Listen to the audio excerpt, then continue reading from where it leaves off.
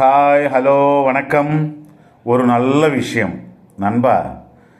இது எண்டு வரைக்கும் கேளுங்கள். ஒரு மந்திரவாதி 100 ஆடுகளை அம்மனுக்கு பலி கொடுத்து பூஜித்தால் அந்த ஆத்தா நேரில் தரிசனம் தருவாள் என்று ஒரு புத்தகத்தில் படித்து 99 ஆடுகளை பலி கொடுத்து விட்டான். 100வது ஆட்டை பலி கொடுப்பதற்கு அருவாளை எடுப்பான். அப்போ அந்த ஆடு கம்பீரமாக சிரித்து பிறகு உடனே அழுதியது. இந்த மந்திரவாதிக்கு சந்தேகம் வந்து, என்ன ஆடே, பேச மாட்டாயா என்று கேட்டான். அப்போ அந்த ஆடு கம்பீரமாக, காபாலிகனே, ஒரு நேரத்தில் நானும் உன்னை போலவே பெரிய மந்திரவாதிதான், காபாலிகன்தான். 100 ஆடுகள் அம்மனுக்கு பலி கொடுத்து பூஜித்தால் அம்மன் நேரடியாக பிரத்யட்சமாவாள் என்று ஒருவன் சொன்னதை நம்பி பலி கொடுத்து பூஜித்தேன். ஆனால் அம்மன் பிரத்யட்சமாகவில்லை.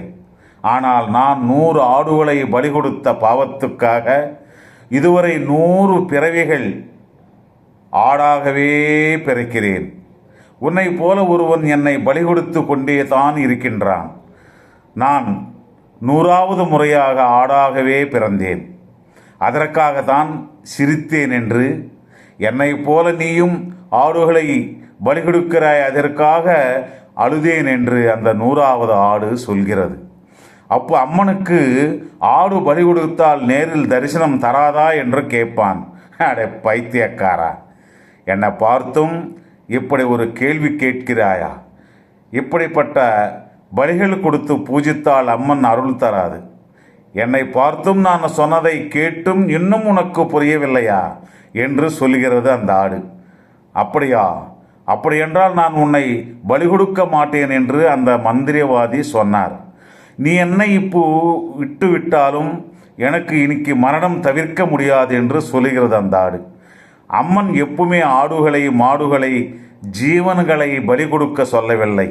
எந்த புராணங்களிலும் பலி கொடுக்க சொல்லி சாஸ்திரங்களிலும் இல்லை. இது மனிதனுடைய ஆலோசனை. அந்த ஆலோசனை தான் போக போக ஆச்சாரமாகிவிட்டது.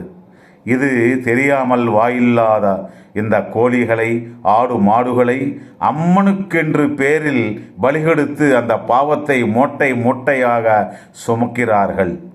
ஆடு மாடு ஏன், ஒரு புலியையோ அல்லது ஒரு கரடியையோ அம்மன் கேட்டதென்று பலி கொடுக்க சொல்லுங்கள். அவங்கள் அந்த குரூர மிருகங்களுக்கு பலியாகி விடுவார்கள் நண்பா. அது தானே உண்மை. கேட்டீர்கள் அல்லவா? ஒரு லைக், ஷேர் செய்து இந்த வீடியோவை ஹைப் செய்யுங்கள், சப்ஸ்கிரைப் பண்ணுங்கள். மீண்டும் நாளை சந்திப்போம். நன்றி, வணக்கம்.